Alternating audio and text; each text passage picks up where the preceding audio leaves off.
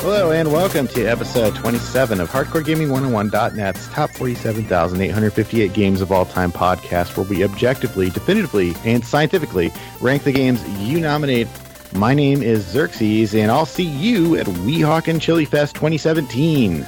My panelists today are... I'm Bob Nader. I'm Carl. I'm gonna take a bath. Nothing's gonna stop me.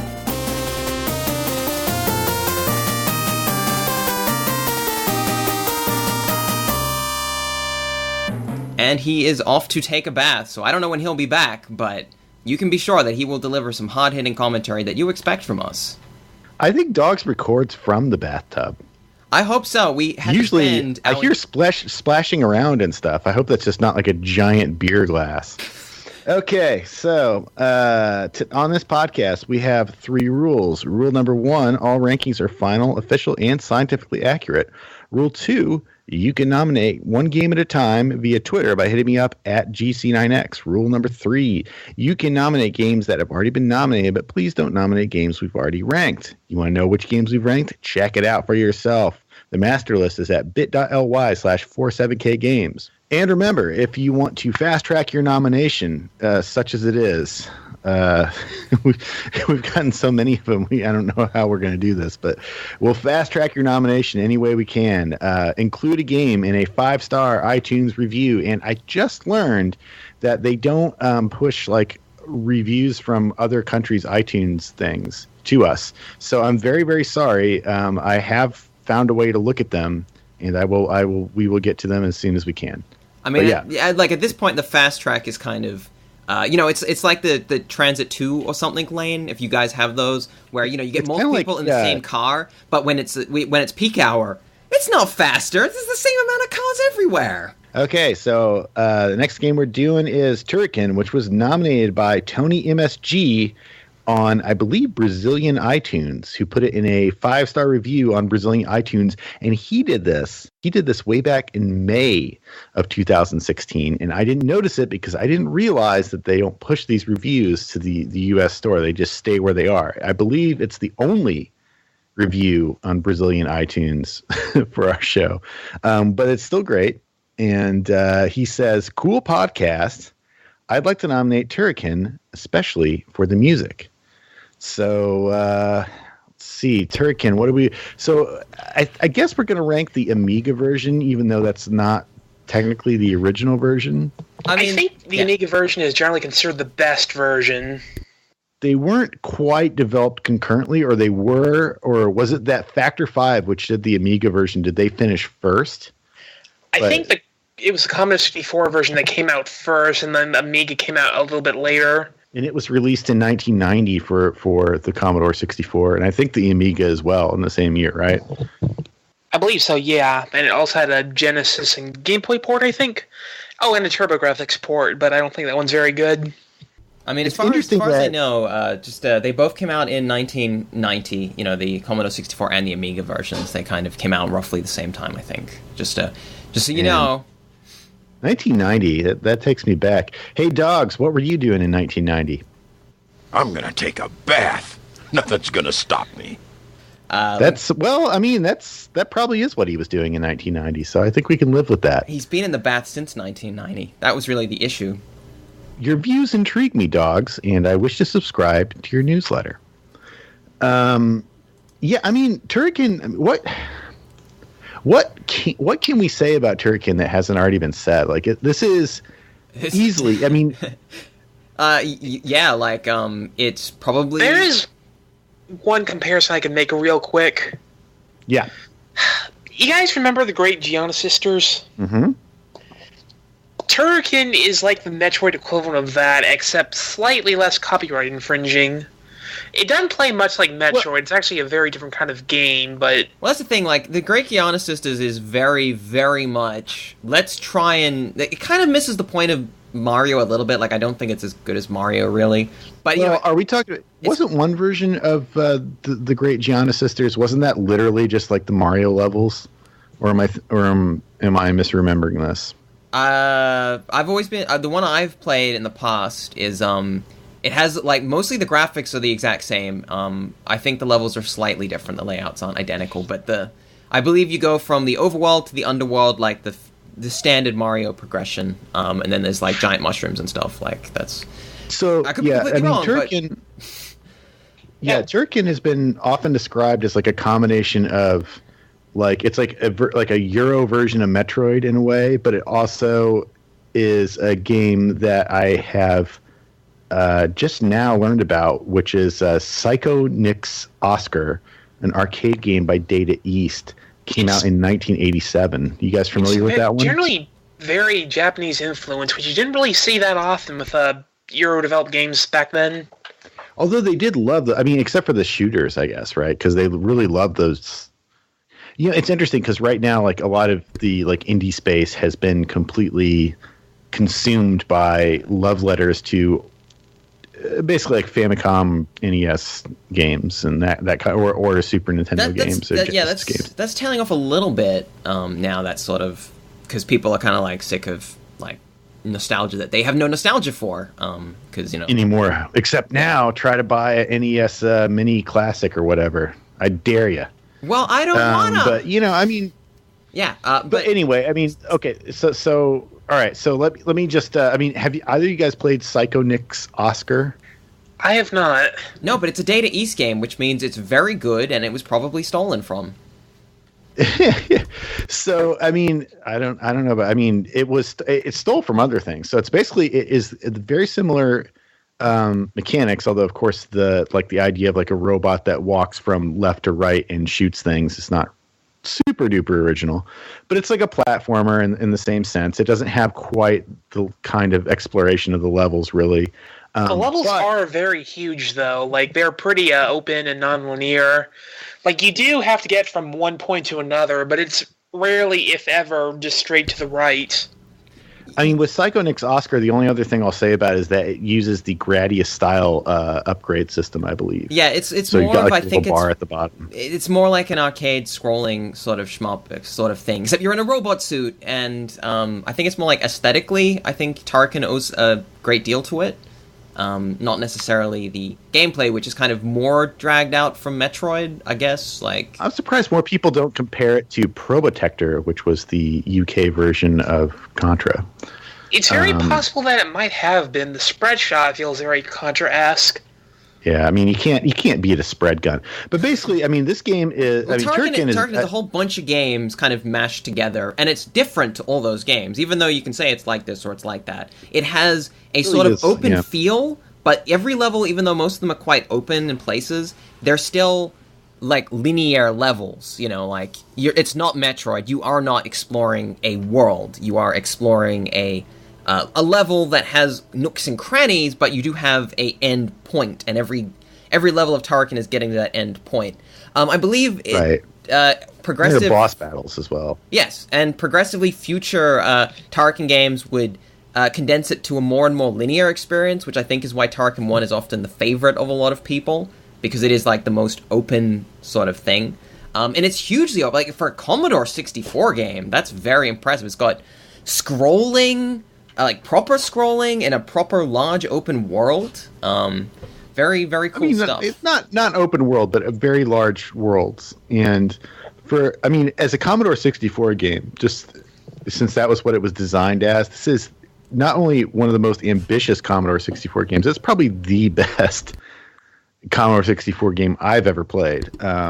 This is pretty late in the lifespan, so they had lots of time to work over it. Well, you can look at it as basically like it's very, very, very similar to the Amiga version. Like, that's it. Like, graphically they're different, but gameplay-wise, they're very, very similar. So yeah, if you're going to play one now, like, play the Amiga version. I'm just pointing out that the Commodore 64 was the original version. That was what it was designed for, and it was incredible for that platform. Even if you're as late as 1990, it's still way. We were just talking about Commander Keen a couple episodes ago. Yeah, that's yes. Look, it blows that away. Like, it's so. It's just like light years beyond. Commander Keen, like a normal human being, can finish it without too much problem. So that's props for that. Level design's a little bit worse, and level design is probably Turrican's weakest point, I think. Although I like what they did. I'm going to be honest. I need to go into a small rant here. I would say a Turrican is leagues harder than Keen, and for one very specific reason. This is a thing that actually comes up a lot between us when we're discussing European games, and it is a thing that we have called, for lack of a better term, Turrican health. Cal, I think you can explain this for us. Well, yeah, go for it. Yeah, it's a really simple thing. It's that in Turrican, you don't get knocked back, and you have a very, very lengthy health bar, and that's really great, because a lot of Euro games were like, you get hit, you die. Lots of games, you get hit, you die. Turrican, you get hit, you lose health. Downside, every microsecond that you're on an enemy, or every frame, your health goes down. So even the most basic, useless enemy in the game, if that thing grazes you, and it just stays attached, you immediately die. So your health bar is kind of a lie in many ways, and it can get very frustrating to play a game and then get killed by the most lame things, while, like, other enemies don't kill you as quick, which is a very odd design. I mean, this design, it begins to make sense when some of the bosses, like, the first boss is the first boss is the hand, like, it's just a robot hand that comes out and tries to hit you. And that's all this boss does. It just tries to get on top of you so that your health is instantly drained and you die. So if you're used to Western games or Japanese games where you either get hit and die, or you get knocked back, you don't get invincibility frames in this. You are a man in a robot suit who, if you are in any way attacked, you will probably just drain out and explode. Yeah, the weakest enemy can kill you in like a second. So pay attention. Now, you do have this one move you have where you turn into a spinning wheel, kind of Metroid-esque, and you're invincible. But you can only do that 3 times per life. Yeah, per life. That's a very odd... It's a bit harsh, isn't it? I mean, this it's game... a really useful thing, though. It's it's basically like your super hyper defensive move. Like, you're not supposed to waste it. In the game's defense, like, they probably realized, like, they created this thing. It's like you turn into, like, a buzzsaw kind of thing, and you roll around on the ground, and you can't, like, you basically just go in whatever direction you're pointing, and you can reverse direction, but you can't stop. And it rolls. It's a great way of going through obstacles and destroying everything in your path and all that. It's very fun. But it's super duper powerful, and so they probably realize, oh wait, no, this is overpowered. Like, we got to figure out a way of limiting this. And I feel like the way they limited it feels more frustrating than it should. But I mean, in a way, it's like better. Like, you just start a stage, and you got so many lives, and you can do it so many times.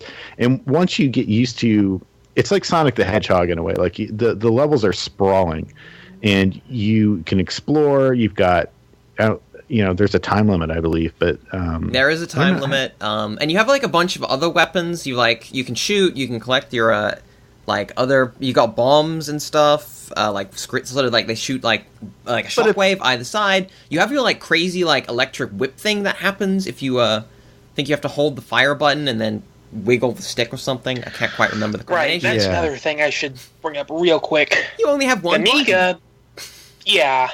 So to do anything else, you have to use the space bar for everything, which is a bit awkward if you're using a controller. It's always awkward, and it would have been... I think that, does the space bar activate your, spinning wheel, doesn't it? You have to hit... I think you have to be pressing down, yeah. Yeah, it's, you gotta do some weird stuff, I guess it kind of feels like operating a robot in a way, because you got kind of like a joystick in one hand and you got like the keyboard on the other side. That's I don't mind that. But I mean, just to finish my thought on this, is like about the saw thing, the buzzsaw ball thing, is that the thing that they probably like you end up plotting out a path through each stage as you play it. And if you're a kid in 1990 and you're playing this game, you're going to be playing these levels over and over and over, and you'll figure out which way you want to go, what kinds of things you want to get. There are secrets in the game, like invisible stuff that you shoot, and then it creates like a little like weird globule of something, and you hit it with your lightning bolt or whatever. And and you get power ups that way, and you develop a strategy for moving through each level, and that's why I compare it to a little bit Sonic the Hedgehog, and in that sense, like limiting you to the 4 uses of the buzzsaw thing per life. Is it 4 or 3? 3. 3, right? It's not that crazy because once you figure out how to get to the end of the level and what you want to do, you'll know where you want to use that, and that will become part of your strategy. So I don't want to. I feel like it's too overpowered ability that for them to just give it to you unlimited, or even to allow you to refill it. And so you might as well just make it tied to you can use this 3 times per life. Period. I should know in Turrican 2 it is unlimited, and you really still need to get anywhere. Yeah, but they changed the design of the future games. That's the thing. They redesigned Turrican for the second game of Turrican again.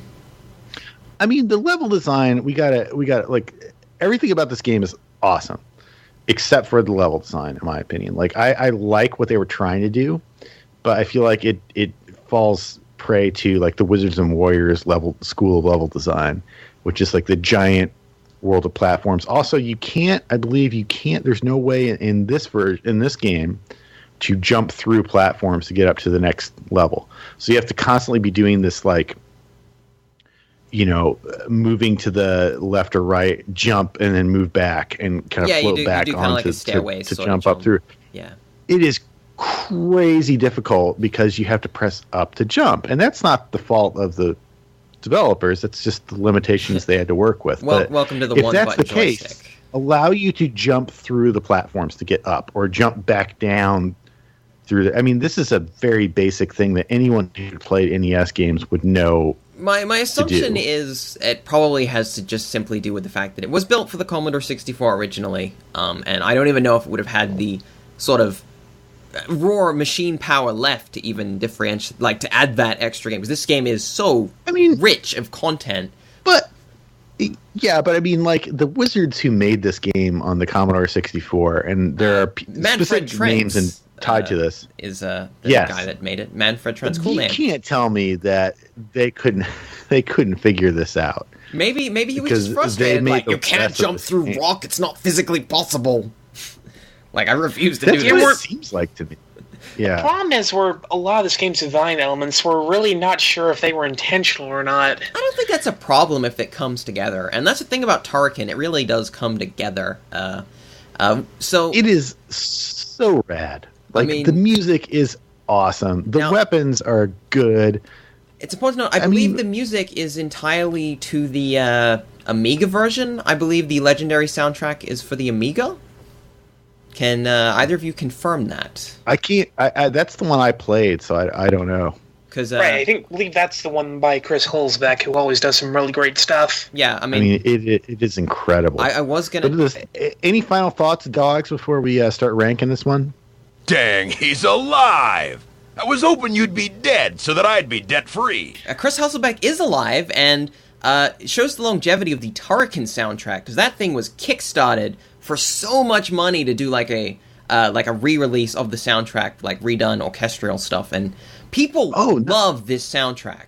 I didn't know that happened. I would have backed that. No, they did it Turrican 1. I think they did Turrican 2. They might have even done collected Chris Hulsbeck. There's a lot of like rehashed things. Turrican this is the soundtrack. The Amiga soundtrack for this is also it plays the music while you play the game, which is so important.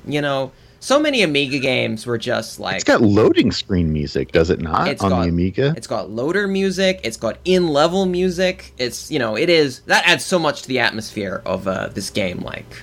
It's so rad. Look, I want to say, just before we get on to ranking this, before we talk, like, we are guilty of this as well, but there's a lot of, like, needless slagging on Euro computer games, because we don't have anyone to represent that, Though we do know people that love Euro games, so but we do, and also, we are the Hardcore Gaming 101.net podcast, so Like, it's wrong for us to pretend like, oh, you can't, this school of game design is all wrong and you shouldn't do.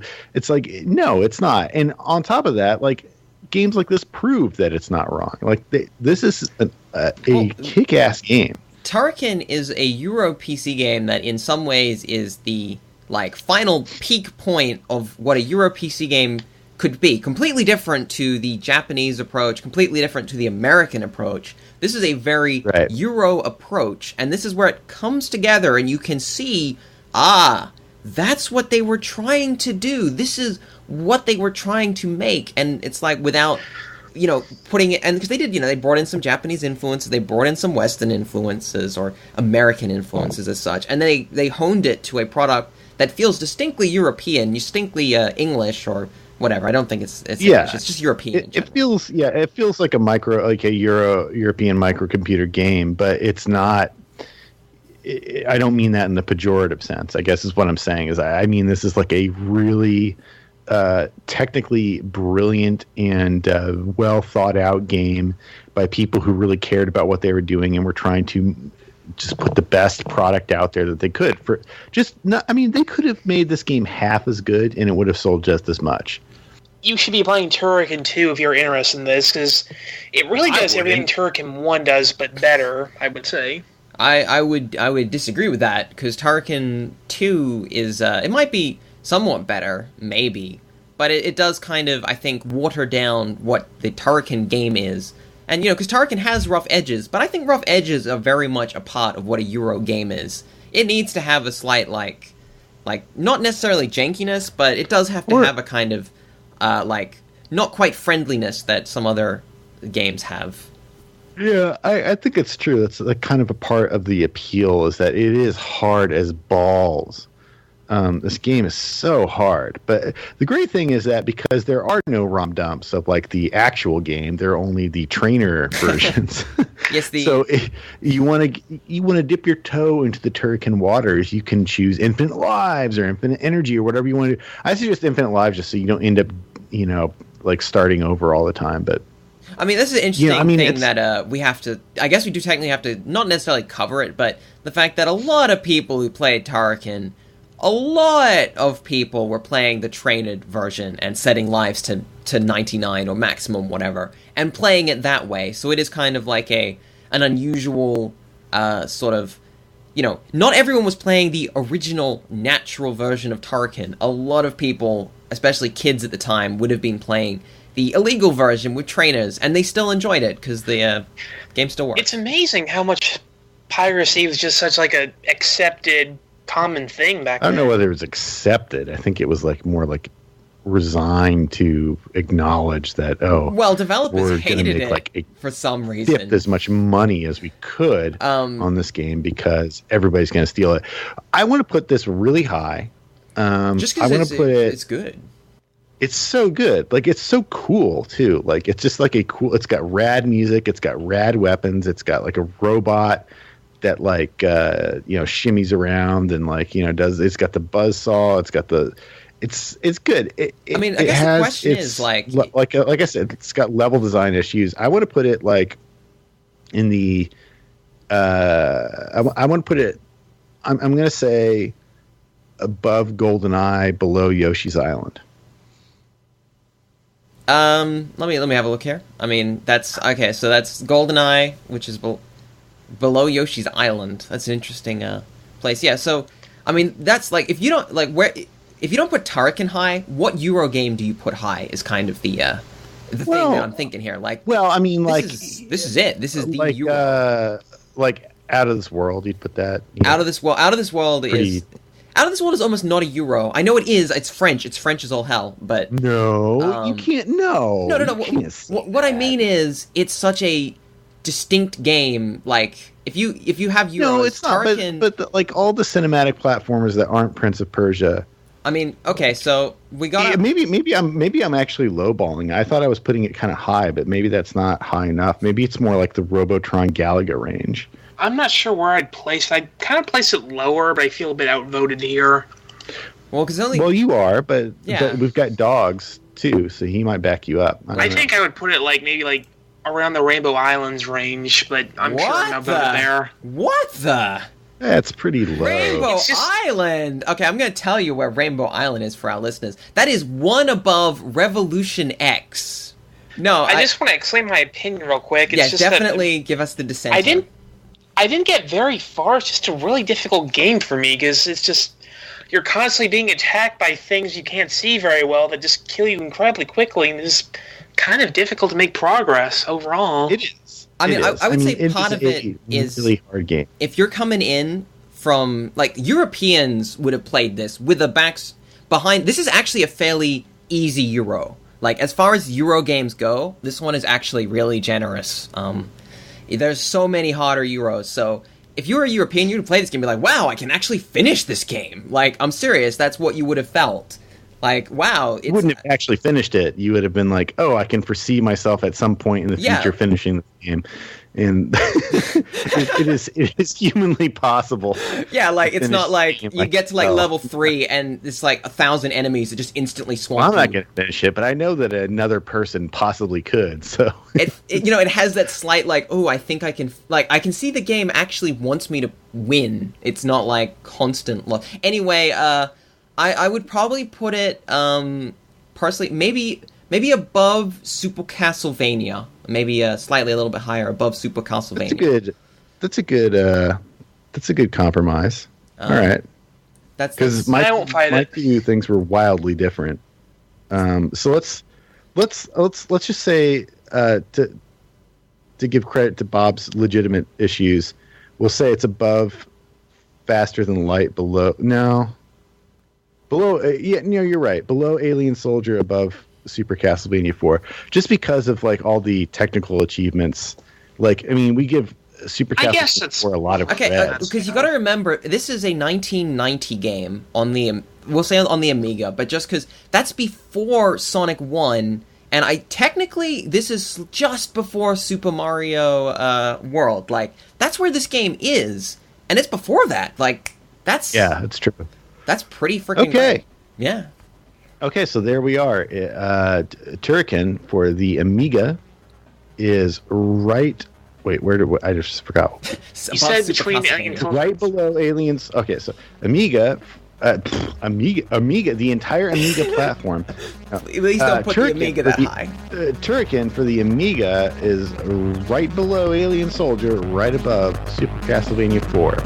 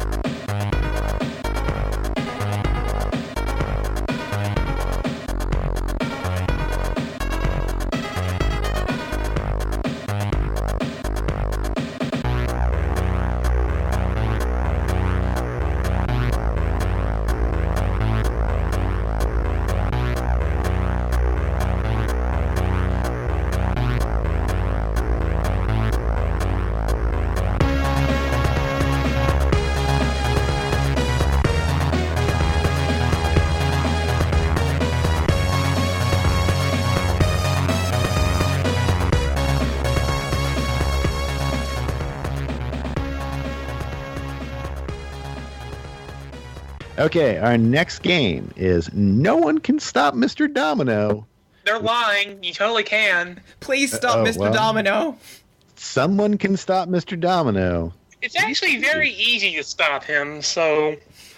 Well, we have one at Earl Grey Third on Twitter to thank for this one. I think that person also did a iTunes nomination that we haven't gotten to yet. It was developed by Art Inc. It was published by Acclaim. I love that. Like, you know, Sony. I love the idea that somehow, like two names you don't think of. Art Inc. is like a really eccentric kind of like very small Japanese developer, and it was published by Acclaim. I just love the idea that someone, like Acclaim, like somehow this like pops on their desk, like, hey, check this out. no one could stop Mr. Domino. Oh yeah, we gotta publish this. It's great. Like, this Domino game, right. It's the best one. Whatever. It'll be like Attack right off something. I don't care. Turok 2. So, I mean, the premise of this game is you are the titular Mr. Domino, or you can be Mrs. Domino, I think is her name.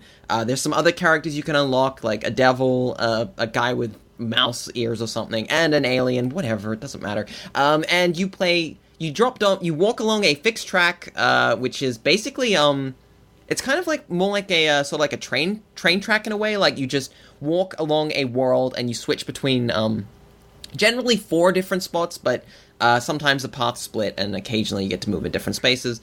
And you drop dominoes behind you. I have to describe this because it's a weird game, and if you have never played it, it's very odd. You drop dominoes behind you by holding a button, and the idea is that you have to connect points between each other with dominoes, which when you knock a domino over in the classic domino sense, all the dominoes fall over. It will fall on one spot in the level, which will trigger a graphic to go off, which will then trigger another spot to spill more dominoes. And the goal of the game is to dodge obstacles and lay out dominoes and then tap them for all the dominoes go off at once, and it's like an explosion of stuff happening. And it's 6 levels long, and it's actually really frustrating. Please kill this game. Yep. We should talk about how frustrating this game is. It is incredibly easy to make a mistake and have to start all over again, which might not be so bad, only you can only restart level 5 times, and then you just lose. So you gotta play this game perfectly, first time. Well, I mean, when you say restart, there are tiles on the map that reset the level back to the start. And then as you play the level, right, but your health is constantly draining, and eventually Mr. Domino will turn into an inanimate domino and die, which is great because he just kind of slows down and just goes brr, brr, brr, and then he's dead. Which I don't know how that works. Like normally, why does he dead at this point? Like when he's not laying dominoes, like when he's just sitting around in his couch, is he just and dies after midnight? Yeah, who knows? The clock has struck 12, and he turns back into a non-sentient domino. And basically, yeah, so you got reset tiles, which reset all the placements, and reset all of the things you've done, which can be very frustrating. Sometimes good, but mostly frustrating. And you have health tiles. But it does not give you more time. It doesn't give you more time, but there are health tiles which give you time. But the longer you play the level, the faster your time runs out, and it doesn't matter if you reset, because your time will run out too fast. So you get, I would say, including the reset tiles, you get about 3, maybe 4 at most laps of a stage before you are totally dead, totally out. And in order to complete a run, you basically have to lay out all the tiles, the dominoes, and then tap them. So you only have to do a level once. But every time you get hit by an obstacle, any obstacle in the game, your domino character will do a little spin and go blap blap or whatever, and then you lose your dominoes. Basically, you cannot connect those dominoes again unless you're really, really lucky. So you have to reset the stage. And so it's basically a dodge 'em up of the most kind of bland variety, but it's presented very well. I really like the game's presentation. I've got to give it that. It also has a kick-ass name. No one can stop Mr. Domino. No one can stop. That's a great name. I love it. I love the name. I genuinely think this game is so close to being a good game. It really feels like if they'd have got this game right, this could have been Katamari Damacy in a way. It's a wacky game.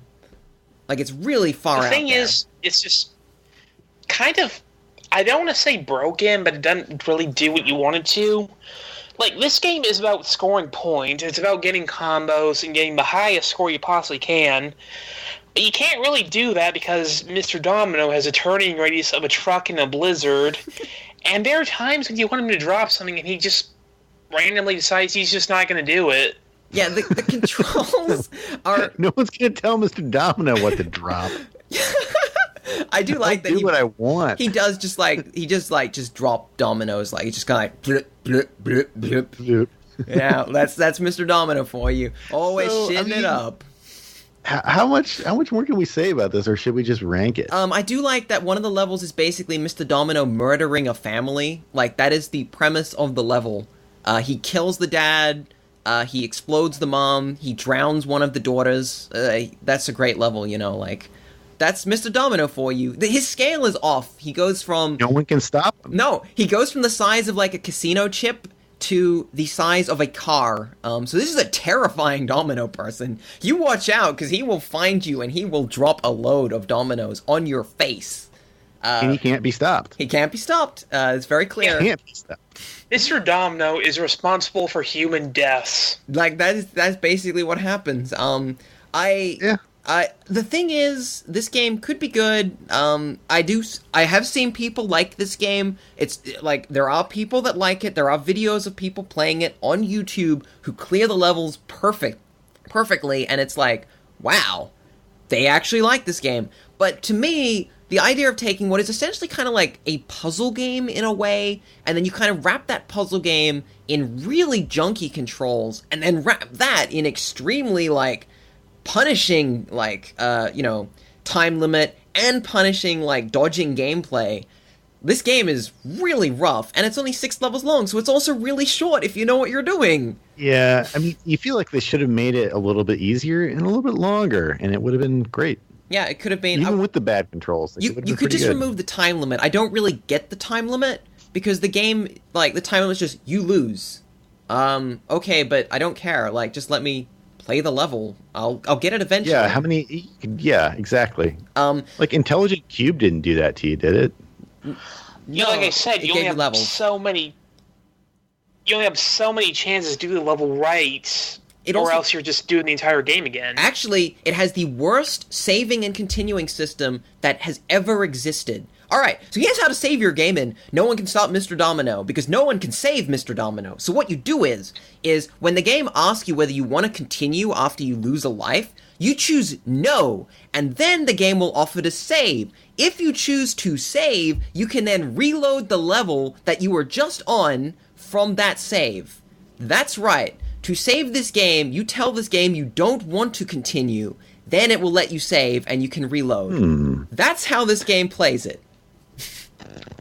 You know what I'd like to do is to rank this game and then never discuss it or think about it again. Can I say that I actually own this game? I have a legitimate copy of this game, like, right near me. I own this game. I bought this game. I have an illegitimate copy. That's right. How about right above Sewer Shark? My immediate response is... Let's just... How about we let dogs do this? Let's throw the tea leaves here. What do you say, below or above Sewer Shark, dogs? Ain't that cool? I'm gonna take a bath. Hold on. Nothing's taking a bath in the middle of the battlefield. Ain't that cool? He really wanted to take a bath in the middle of a battlefield, and that's really what this game is, It is a battlefield. Yeah. I mean... It's funny, because my knee-jerk reaction when Bob said above Sewer Shark was, but I actually like Sewer Shark. Oh, wow. Yeah, no, that is a pretty good general placement. Okay, I mean, I would put it, let's say, I mean, it does have a great name, and that's probably the best thing about it, which puts it in the Bill Lambier's combat basketball range. So, yeah, okay. I mean, let me not immediately dump on this game. Real quick, it is kind of notable in some ways. It is kind of playable compared to Yoshi is where I'm just looking here, Ooh, yeah, okay. Because, Yoshi is a game that you're just like, forget that game.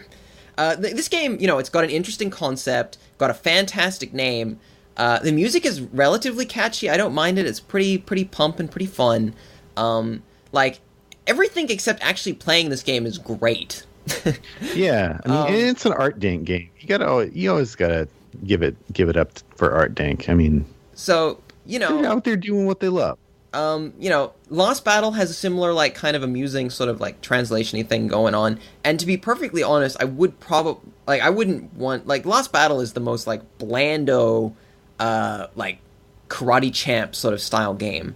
Yeah, it is the anti-fun. So I think. Yeah. It is Last Battle is a waste of a good idea and a good license. So how can you make exploding heads boring?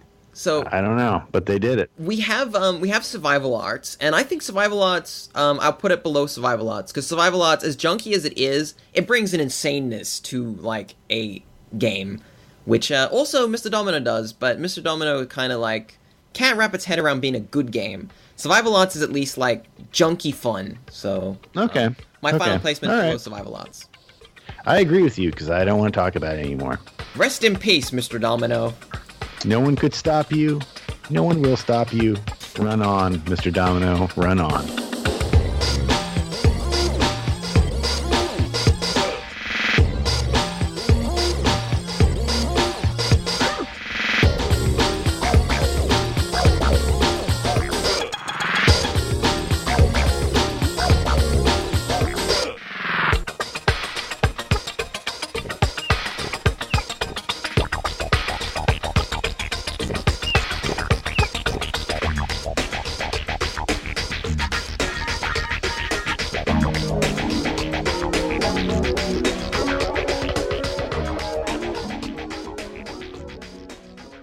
So our next game is going to be Blazing Lasers for the TurboGrafx 16 or PC Engine. I believe it's called Gunhead for the PC Engine, right? I didn't check. I only checked for Blazing Lasers because I really like that name. Blazing Lasers with a Z in the word laser. Well, So it was nominated by another iTunes 5-star review, Lemuria20, who said... extremely entertaining podcast that I listen to at home and at work. Please rank Blazing Lasers for the TurboGrafx/PC Engine. He listens at home and at work. Like this, it's just constantly on cycle. Like all of our content. That suggests that Lemuria 20, whoever he or she is, listens to episodes more than once. Yeah, and I don't blame them because there is a lot of gold to be just plucked from each episode. It's very just dense. Nuggets of game wisdom. Like you can hear when I bump the microphone. You can hear when I click the mouse. We have so much content. That time I fell asleep. But you don't fall asleep playing Blazing Lasers because it is blazing. You don't, no. It is blazing. Lasers with a Z. Blazing Lasers is like the most video game name ever. It's like the most video game. Like, really, like, you start it up and there's just, like, cool music playing. It immediately just, like, has a title screen, then it's just bullets shooting everywhere, and that's the game. Like, just constantly over-the-top powers all over the place.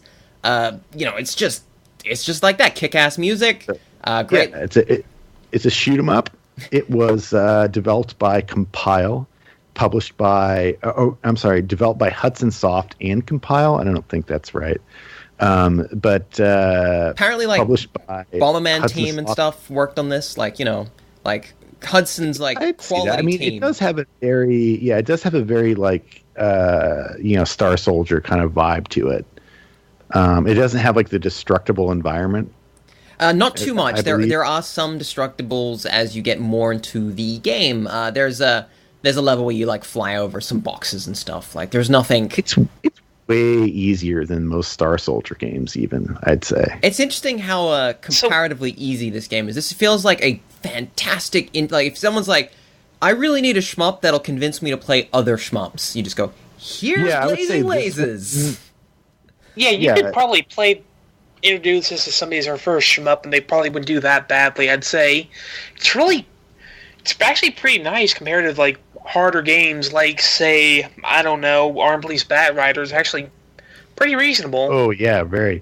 I mean, I would say, like, this one and maybe, like, some of the 1940X games aren't so bad to start with. I mean, I would say, like, I started, like with the Xevious or something like that, but that's kind of too antiquated now. So this is pretty good. I mean there are... Or Gunnack is another good kind of easy-ish one. And we're talking more vintage shmups in a way, like because this is 1990. This is the PC Engine, 1990, very early. They don't make easy shmups anymore. So no, they don't make like beginner shmups. That's the interesting thing. Those don't exist now. Basically, it's because anyone who plays a shmup now, there's sort of this expectation that they have. If you're playing a shmup today, you have played 300 shmups, so you're like, forget the easy starting level. I want to just immediately get destroyed and just give me more of that.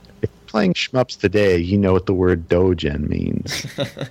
So that really puts you into a pretty small category of gamer. But anyway, I mean, Blazing Lasers, it's as a PC Engine shmup.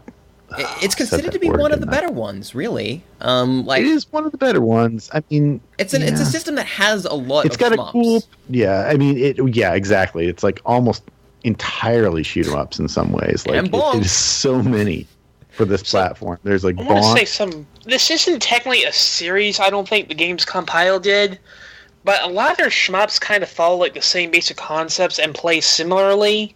Yeah, and this is probably like.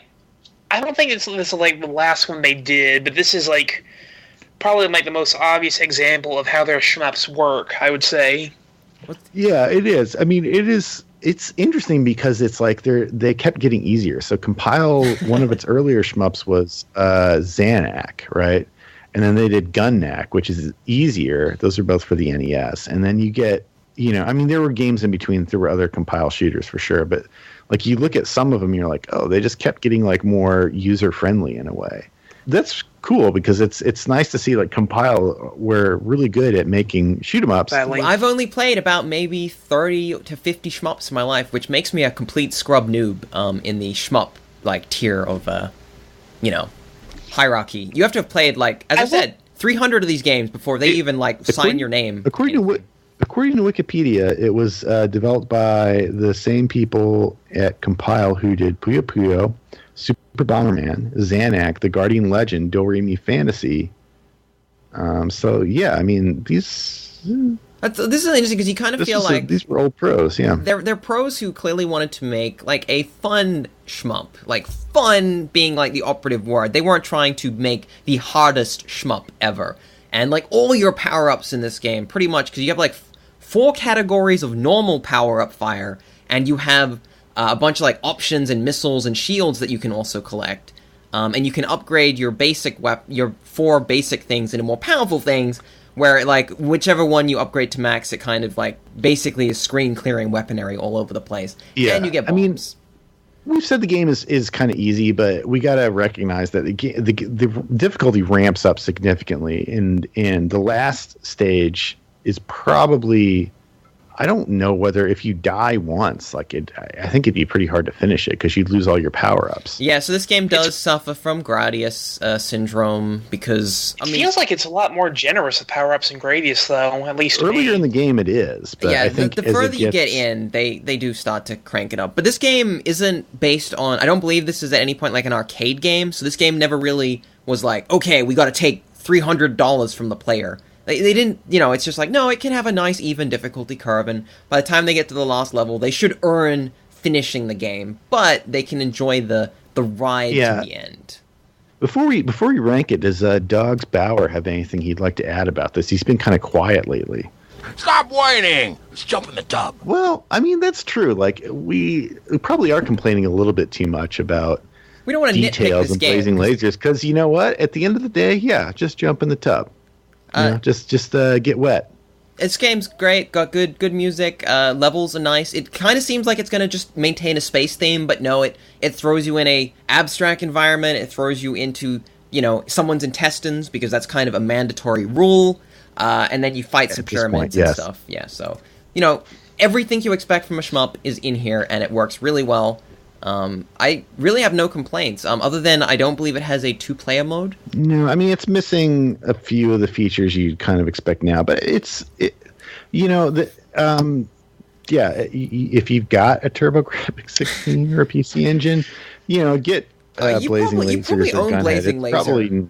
Isn't Blazing Lasers pretty much considered like a killer app for the system? Yeah, like it's one of. I'd say R-Type probably was, but at the time, this is the kind of thing. But you would get R-Type and you get Alien Crush or Devil's Crush, I should say, either or, and you get this, and that would probably be the best way to show off the system compared to, say, your friend's NES. Well, what? Not JJ and Jeff? No. I mean, oh man, Keith Courage. I would say those in Bonk. Yeah. Or like Air Zonk or something. Yeah, those are all. This is the kind of game that made people want to have a TurboGrafx 16. I would put it below. It's a very tough one, actually. This is a tough one because you can't say it's bad or even mediocre. It's pretty good, but it's also not exceptional.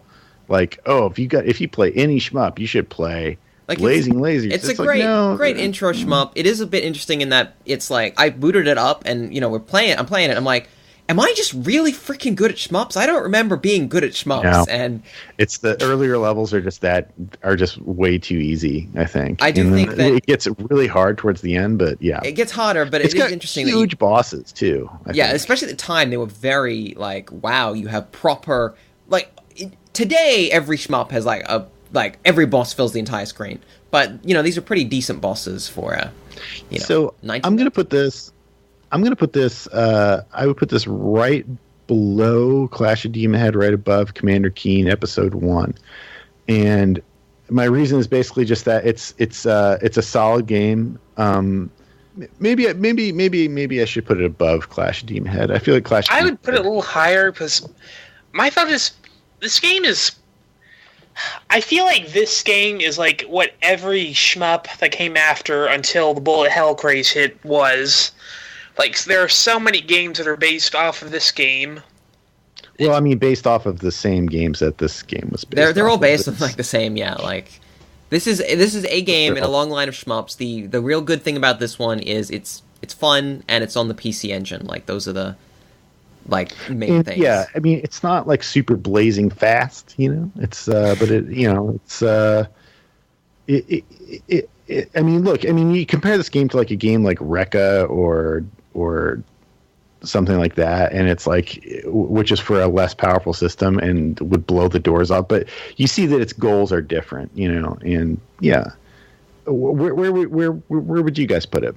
Yeah, I mean, it's I am really struggling because I don't want to be mean to this game because I had fun with this game. I guess it's also not exactly entirely memorable. It's cool. That's it. It's mostly memorable for being one of the must-have games for the TurboGrafx, which didn't have a lot of must-have games. It had a lot of cool games, but not games like, oh my god, you gotta play this. Maybe I'd put it above Outrun. Maybe below Outrun, between Outrun and Chrysalis. Yeah, you gotta put it below Devil's Crush, for sure. I think. We should point out that's Outrun 2006. That's not the original Outrun, for anyone who just joined and hasn't seen now. The full list. I mean, but that's above Crystallis. And Snatcher, Dead or Alive 3. I mean, I would put it. It has to go. I would say I would. Yeah, okay, I can live with that. I don't. I think. That's two agreements. I think it's. Well, I mean, if you guys really, I mean, Snatcher. I don't know. Do you want to put it below Snatcher? Probably. Right below Snatcher, right above Dead or Alive 3. Yeah. Yeah, I'd be more comfortable with that. Okay. I feel Snatcher is there's a lot to have in Snatcher that's kind of this is really pushing at least the genre a little bit. That's true, yeah. If you haven't played Snatcher, you've missed out on something where you can't really say that about Blazing Lasers. There's plenty of games that could take the place of Blazing Lasers, and that's not a knock on Blazing Lasers. I'm just saying, Blazing Lasers this isn't a must play, but it's definitely not play. If someone's hey, let's play Blazing Laser, play Blazing Laser because it's fun, but it's good. Yeah.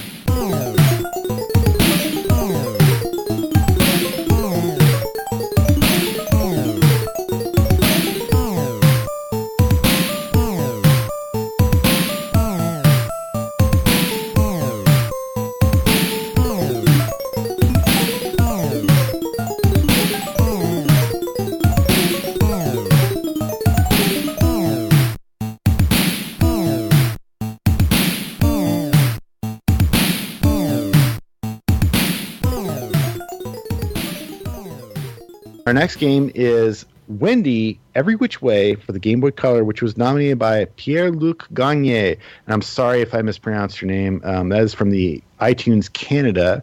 Gave us a 5-star review.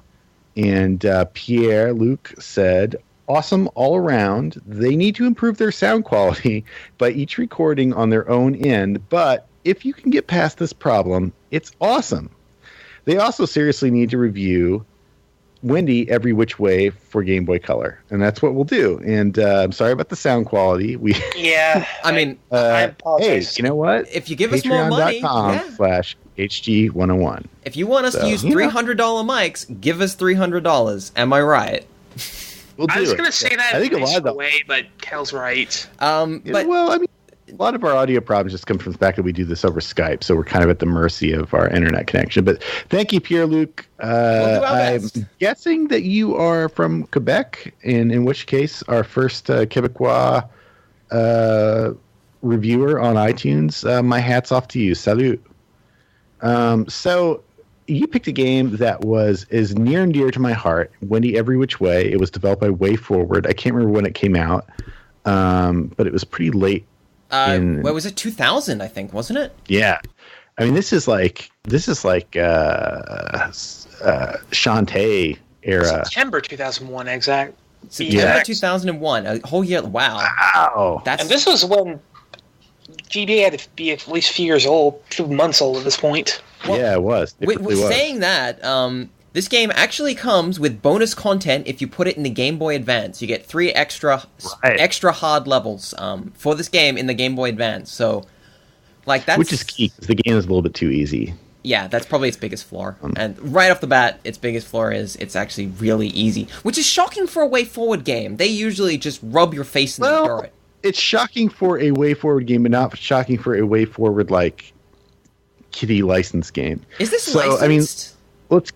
Yes, it is. It is based on a old and unpopular cartoon, Wendy the Good Witch, I believe. It was kind of like a cat-friendly ghost, I believe, is by the same people who did... Same universe, quote-unquote, as Richie Rich. Is Richie Rich, yeah, who is Casper is Richie Rich's ghost, right? that's the maybe he finally theory. realized the futility of pursuit of wealth and took his own life. But this is Wendy the Witch. Is this really related to the actual comic book? Is there you could see all the lines. It's basically this is what you got a little bit too this is the end of the Game Boy Color license bonanza, which was let's try to sell games to people who don't know anything about games. How do we do that? Well, let's license some really cheap stuff that costs us nothing. Because I can't imagine, $200 to the Harvey Tunes or whoever owned the license, King Features Syndicate or whatever, and they said we're gonna get Wendy the Witch. Was it 3 kids that were oh, Wendy the Witch, I gotta get this game? No kid. Exactly. In the year 2001 this license is nonsense. But I really like the name. I love Every Which Way. It's behind the game. No, but it's parents, and their parents would probably remember. Do you think they would have? Richie Rich, Casper the Ghost. I buy. Yes, they would. Definitely. They would. Wendy the Witch. All right. Well, you're 73, so I'll believe you. 2001. They would have remembered this. They would have. If you're certain, the character. But I do love the name. Every Which Way. We're not ranking the business decision that Way Forward made because I don't think it paid off. But no, it didn't. Their idea was very, very good, and this is one of the early Way Forward games that kind of did this, which is let's take a really kick-ass NES game that didn't get its due, and let's remake it for a newer platform that's almost kind of not really new at all anymore in 2001. But let's make a really great game out of something. So they did this with Monster World with Shantae, right? They made a new Monster World game, but on the Game Boy Color with their own license line. And, that's a much loved game that everybody should play. It's great. This game went back to Metal Storm, which was a very late or pretty late NES game. It's a classic. It costs $1 million to buy it now. You're never, ever going to be able to get it on a virtual console or anything like that because I believe the company that published it or made it is basically out of business. So whatever holding company owns the rights to this is probably, if they'll make anything, it's going to be a pachinko machine. It's probably a Japanese it's probably a Japanese company that exclusively makes futons or something. They're what are we going to do with this? Completely Probably somebody who sells the insurance. Yeah, and futons and insurance. And futon insurance, in case your futon burns down. So Metal Storm is an NES game. It is badass, and it's a game, it's basically like a kind of like Contra Run-A-Gun, except when you jump, do you tap A twice or do you jump while pressing up? You have to hold up, then hit A. Yeah, up and A. So when you jump while holding up on the D-pad, you will reverse gravity, which means that your character goes right to the ceiling and then will fall up from that point on unless you reverse gravity again. And it's a good little game. It's not very long. It's not very complicated. It's not particularly well designed, although it does have some cool stages with like a screen wrap effect. Stage 2 is really good. It's pretty, aside from the whole gravity gimmick, it's pretty basic as far as platformers go. And you have to get pretty far in before it starts to get especially difficult. Yeah. Wendy has the opposite problem where it never gets difficult enough because it was they knew who their audience was. Their audience was parents who were buying their kids games to shut them up on their car trip to, Disney World or something. And so they couldn't make it too hard. And I think that's why they added the Advance World feature, which is really cool. And you plug the game into a Game Boy Advance and you can play extra worlds. And they must have additional, I couldn't detect it, although I played it on a Game Boy Advance. Yeah, the Advance World is where it actually starts to get really difficult for when I played of it, because you're dealing with like corridors full of spikes and crushing blocks that work with gravity, and it gets really interesting. It's kind of a shame the rest of the levels aren't like that. You get the impression that that's probably like some of the first levels they designed, and then they're like, oh, no kid is going to tolerate this. It's too hard. So they went back and they made it easier, but it's not so easy that it's not fun. It's not taxing, but it's enough of a challenge to feel like you're not just breezing through it. You don't feel like you're cheating or anything like that. It's not like that kind of breezing through it. It is unfortunately short. Very short, but it was a Game Boy Color game. Let's give it some. Well, it's short and it's easy, which is very risky for a Game Boy Color or a Game Boy game in general, because this game will take an hour. I think, unless you're a young child with very little coordination, you probably will clock this game in about an hour, which true is not great for a portable game. It is cool, very cool. Well, it's not great for a portable game now, but remember, I believe it had a save. Did it have a save function, or was it a password? It has passwords. It gives you like a little password. So it's got a password function, but it is. Look, they could have made it longer, but would that have made the game better? Maybe not. I think they did. The level design is pretty good for what it is. It is a kid's game. It's not supposed to be super challenging, but it does have the Advanced World feature, which is challenging. And when you play it now, you can access it no problem. It does kind of amuse me that they hid content and okay, go buy a Game Boy Advance. I think that there's something about I haven't played this game in a couple of years, so I don't have a very sharp memory about the Advance World, but I believe it does something that you can't do on the Game Boy Color, and I don't know what it is, but I don't think it was arbitrarily locked to use on a Game Boy Advance. I think it was because very few Game Boy Color games did this. By the way, it's very, very few. There's something that they were up to that they couldn't do on the Game Boy Color that they must have done. But anyway, we got to rank this thing. So I mean, I don't want to put it too high because I don't. It's just pretty basic platform once you get past the gimmick. It's a game that'd be great for a car trip, but kind of not so much beyond that. It's a Super Mario Land of Metal Storm. I mean, look at it that way. This game is it's nice. It's probably, I don't know if you would. It doesn't really replace Metal Storm either. Metal Storm's probably just as good, if not kind of more interesting, just because it's it's harder. I don't know about that, but I don't know. It's hard to say. I see what you're saying. This game looks nicer. Oh, this game looks fantastic. The animation's fantastic. The sprite art is incredible. The thing about Way Forward is they almost do themselves a disservice because every single time they release a sprite-based game, it looks fantastic, and you look at it and you're like, wow, that looks fantastic. That's exactly what I expect from Way Forward. What else is about it? So even though most other games look half as good as at best, look at the Game Boy Color library. It's shocking compared to some of garbage. But when you look at this, you're like, oh, okay, it's got good graphics, whatever. Because it's a way forward game, and you dismiss the fact that they put so much life into this game. And you know, like there's lovely like little features, like when you flip gravity on the skeletons later on in the game, they grab the ceiling and like hang on for like. Yeah, I mean, there's a lot of little things like that. Like the effects that flipping gravity has in the game is nothing like Metal Storm. It's actually way more and that's thoughtful. Like, that's something that I did. We're not going to talk about very much, but that is something that I feel like there are these little effects and this little like teases of like more interesting concepts that you don't really get in like VVVVV, which is very much just kind of like very level design, whereas this they kind of bring in level mechanics and like gimmicks.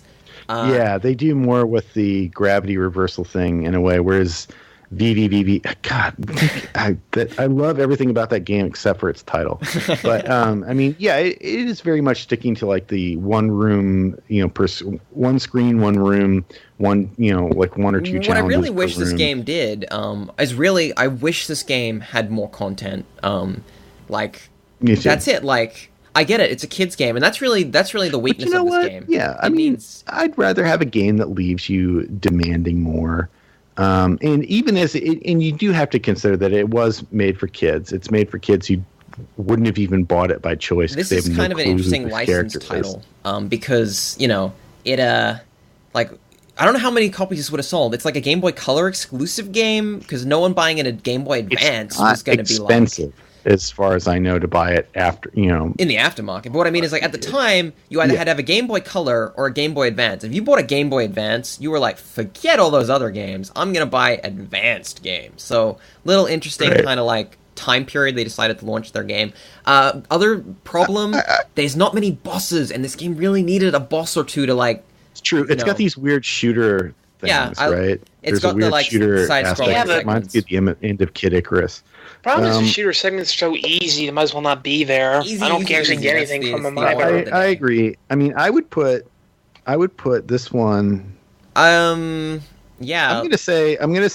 Actually, I'm gonna put it in the Aliens Infestation range. That's kind of where I was looking. Like I'm like, because I feel like Aliens Infestation is like a much more muddled and misguided game. Like it's a game that is not well executed for what it's trying to do. It's a very confused game, whereas this game has a lot of clarity to it. There's so it's better than Aliens Infestation. This one's tough because basically it's a really great kids game, like fantastic as a kids game. Hard for us to, but none of us played it as kids. Yeah, that's kind of what WayForward does. Even their kids games are always decent at the very least. They really are. Actually, they put a Batman game out for the DS like years ago that was like actually pretty damn cool. I mean, it's super duper easy, but it's really cool. So I'm kind of like I'm comfortable to rank this pretty well in that general zone, with the caveat that a little bit like Where in the World is Carmen Sandiego, this is kind of ranked also because, you know, if you can hand this game to a kid and they'll be like, wow, I can finish this game, it's a lot of fun, it's got some interesting ideas, and it's not just like, okay, well, adults who like platformers want to be punched in the dick repeatedly. Like, it's not that kind of game. It's a lighthearted experience. We just talked about Turrican. It's like the anti. Yeah, I mean, okay, so how about this? How about I want to put it.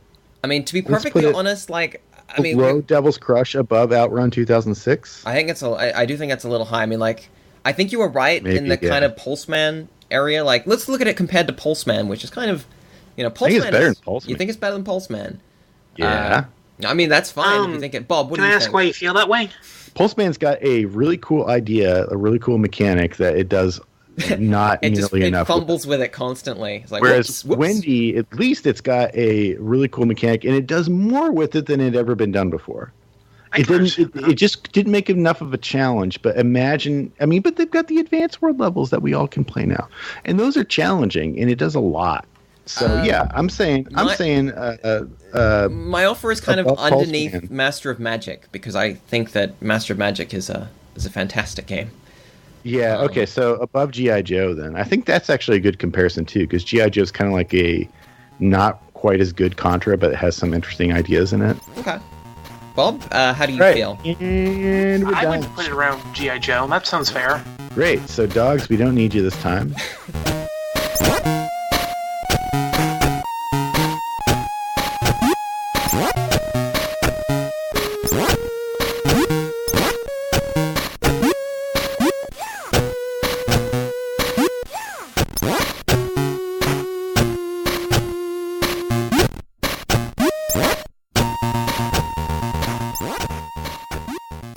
Our next game is Lethal Enforcers, which was nominated by Adam G. Wright on iTunes. That's Wright with a W. It was developed and published by Konami. It was released for the arcade in Japan on October 8th, 1992, and probably slightly later for other territories. This is it's one of those digitized, photo capture type graphic games. It is a light gun game. Yeah, it is a light gun game. I feel like this game is more influential than people give it credit for. It does a lot of the things that I don't think were done before. Like, off the top of my head, it's like the first light gun game that does not absolutely shower the screen at enemies at all times, like, say, Revolution X, make a bit of a callback. Well, yeah. Like, enemies actually kind of pop up in predetermined spots. You could conceivably be on one credit, I think. No. If someone beats it, I'm sure there is a video of someone beating it on one credit, but I think that would be giving it a lot of credit in terms of we're on fire. But I do appreciate that it doesn't just like pour a dozen guys at once. It does do you'll see. I've seen this a lot in digitized shooters, especially that followed it. It does have the kind of like pop up and bitch slap you guys. Like there are several moments in this game where there'll be like two enemies or something, and they will hit you within like a microsecond of them appearing on the screen. They'll just be like, "You got hit," and some of the bosses they spew projectiles all over the place, and you'd have to be really lucky. Yeah, I mean, one of the cool things about this game, besides the digitized photo graphics, which is rare for a Japanese game or Japanese arcade game for that matter, didn't get that a lot. It had a pink revolver, which is pretty metal in a way, like pretty glam metal. Mm-hmm. I think this was also the first light gun game where the gun was like on a cord and you actually moved around one just mounted onto the cabinet. It depends how technical you want to get, because Wild Gunman in Back to the Future 2, which wasn't a real arcade game that had a... No, I'm just joking. No, there's a couple of shooting gallery games that I believe you had a loose gun. But yeah, you're right. I mean, like, Revolution X wasn't technically a light gun game. It was like a... Right? It didn't really do that. Some of these games did use lasers or light gun components to determine where you were shooting, even though they were fixed on a cabinet. You can see it because they all flash white, which means that it's got to be detecting the sort of like line that you're shooting at.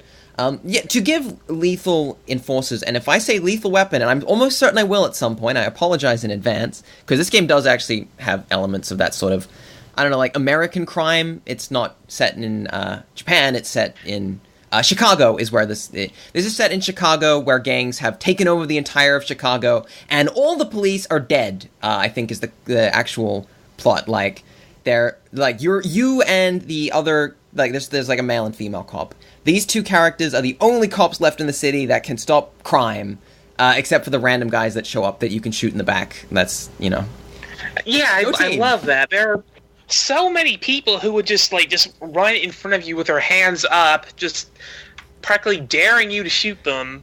There's definitely a humor to it, because some of them are like, don't shoot, and they just sort of like walk slowly across the screen while everyone is shooting at you. Some of them pull out cameras and they take pictures at you. But yeah, so this game very much is kind of the basic template of what a lot of light gun games would do going forward, regardless of the little bits and pieces that are probably done before it. A lot of much worse light gun games. You've got your Area 51s, your Carnevals. I mean, things got really bad. Like the genre did not really get far beyond Lethal Enforcers for a while until you got to maybe like Time Crisis, which had like the cover mechanic. Don't discredit Virtua Cop, which was okay, so yeah, that's true. I was talking with Calvis the other day. I feel like you couldn't really have Virtua Cop and Time Crisis without this game. No, you couldn't. You're right. I mean, my opinion. No, I mean, but this game. I mean, let's just acknowledge before we can't talk about this too much longer. But let's just acknowledge like the elephant in the room. That Hogan's Alley kind of was the original Lethal Enforcers. Like it had like the "Don't shoot the innocents" thing and all that, and like it was kind of it was taking.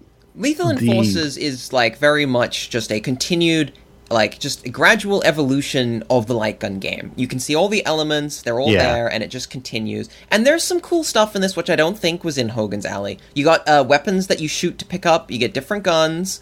Some of them aren't even power-ups, they stay with you until you get hit. There's destructibles in the environment that can reveal which is cool. Items, or sometimes it's an explosive barrel that will actually kill people nearby. Which, again, I don't know if this was the first one. I think some of the other ones might have done that, but they were different. Again, it's kind of... This is a quintessential light gun game that kind of a lot of other developers would look at and go, yep, that's what people want from light gun games. This is the next step. Let's do that. Yeah. Let's make it crappy. So, I mean, the other thing to say is that this was in every movie theater in the United States of America for like 10 years. I don't know. I'd say Area 51 was a lot more common, at least in my area. I think but also in your era, I think, is like, you're a little bit younger than me. Lethal Weapon. I said Lethal Weapon. I knew I'd do it. Lethal Enforcers. Like once that came out, it was like, yep, this game devours money, and it's good for like a 10-minute sort of like you shoot some things. It also had interesting 2 different settings, which was one of them was a very smart setting for arcades.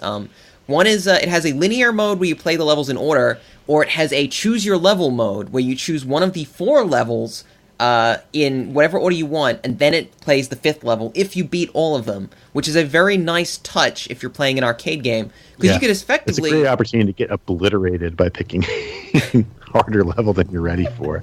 I mean, but it was a great arcade game for the time, because this is in the waning like Twilight era years of coin-op arcade games, and this had the essential ingredient there was it's got to grab people who don't normally play games. It's got to grab their attention, say, "Ooh, I want to play that." And at the time, it was like that, because it's like, "Oh, this game looks it looks like a movie, man." Or they did that. Like, even the intro, like every stage has a tiny little like 3-second intro. It has like like a character moves into the screen, and then there's a little cutout of like a guy shooting. We're the only 2 cops at the airport. Yeah. We're the only 2 cops at the truck stop or wherever else they go. They go to Chinatown, which is full of obviously extremely like great caricatures of please stop. Apparently Chinese people don't know how to use guns, so they have to like do a backflip and throw knives at you. That's just what Chinese people do, apparently. That happens it's Chinatown, man. Just leave it. So the thing is, and this is going into ranking, I really actually don't care that much for this game. This game, Virtua Cop destroys this game, complete. Like, this game is like, okay, this is pretty clever. You got a gun, you get to shoot things, you shoot off screen to reload. That's really nice. Virtua Cop is a billion times better. Okay, so let's look. I think this really hinges on, is it a little bit better or a little bit worse than NFL Blitz? The original NFL Blitz. Worse. I still am very fond of NFL Blitz, I'll be honest. I like it too. Even the original kind of inferior version, I think I would rather play that than Lethal Enforcers. But I hate saying that, because it's like, without Lethal Enforcers, like, what would I have done while I was waiting to see some crappy movie in 1994? It's like I haven't had nothing to do. Yeah, like... I just have to sit there, yeah. Lethal Enforcers had a couple of years, 92 to 94, because Virtua Cop came out in 94. It had a couple of years where it was basically probably the best light gun game for, like, your 5 minutes of play, You didn't want to, like, break out a lot of games. You could play Alien 3 The Gun. I think they came out in 93, maybe, but... it wasn't as widely available. It wasn't as widely available, and this one, like, it's non-gamers could play this game so easily because you pick up a gun, you aim the gun, you pull the trigger. There's no, like, you don't have to feel kind of, like, silly holding these, like, giant plastic guns and sort of aiming at, like, fixed points on the screen, you know, with, like, a, you know, as much as I like those guns, this is a completely different thing where you can, everyone played this game. So, let's, Okay, so... But I don't like it that much. Okay, so is it better than Clash of Demon Head? I would place it above that. I'm okay as long as it goes above Revolution X. It definitely will. Well, yeah, I mean, I think, like, in this general area, you know, it's a very important game for what it is, but it's not amazing. I would never... I played it again for the podcast, but I'm never going to play this game again. I'm going to avoid playing it. So above Clash of Demon Head, because it is, like, important. That's what I've got. I've got that. Okay. All right. I can live with that. So, Lethal Enforcers goes right above Clash of Demon Head, right below NFL Blitz. I had one more thing I was going to say about this game, and I forgot it. Is it about Mel Gibson? Oh, no, it's not. It was. It also was tied to a peripheral for the Genesis, right? Yes. Oh, I believe all the home ports had that. It actually came with, like, a version of the Justifier, they called it. The Justifier. That's I love that. The coolest name for a gun ever. It's the Justifier. Can I point out that you can't do that? I think I can, because this gun is the Justifier. I've got to say that I'll actually almost take off points because Konami deliberately did not let you use other light guns with this. If you got the Menacer or whatever. Did the Menacer come after the Justifier? It's quite possible it did. It's mostly that every Konami game that ever came out on a different system could not use other light gun games. Other light guns. Oh, yeah. But maybe that was just Namco, which is assholes. Stupid because you really wanted to use, like, the gun con on, like, you know, PlayStation and stuff like that. But that's much a whole cooler. other thing. I'll let them go. Lethal Enforcers did get that's true. That's true. Weird sequel, Police 24/7, followed by Lethal Enforcers 3, which is Police 24/7 Part 3. The only reason I mention this, those are actually really good. If you have the chance to play one of those games, do it because they actually use, like, a little camera that tracks you and you have to dodge in real time, which is really cool if you ever get a chance to get into the arcade and play one of those.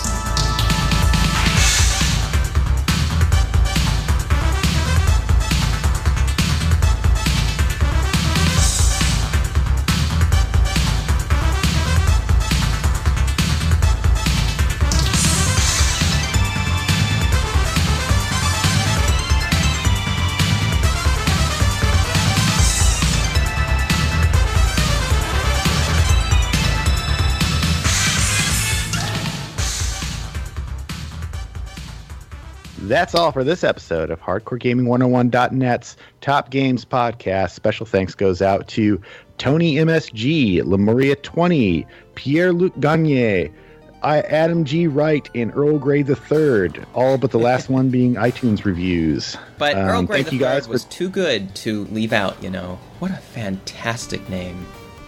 I don't care for Earl Grey, it's like Lupin the Third's, like, tea-drinking cousin.